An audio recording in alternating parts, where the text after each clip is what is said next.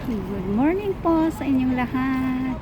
Ang everyday routine natin sa araw-araw, Monday to Friday.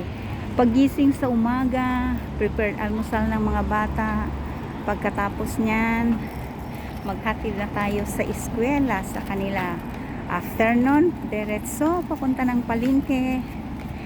At pagbalik, magligpit sandali, mamadali ang oras. Tapos mag-prepare na naman ng lunch para maghatid ng lunch sa kanila.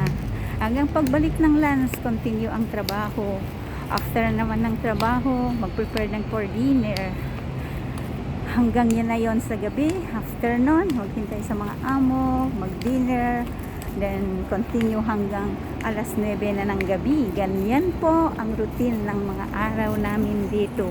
Kaya yung mga nagsasabi dyan na hindi mahirap ang abroad na sinasabi nila, napakahirap po. Lalo pag hindi ka sanay. But thanks God, sa buong maghapon, ang Diyos ang nagbibigay ng lakas sa atin at nakakaya natin lahat para sa pamilya.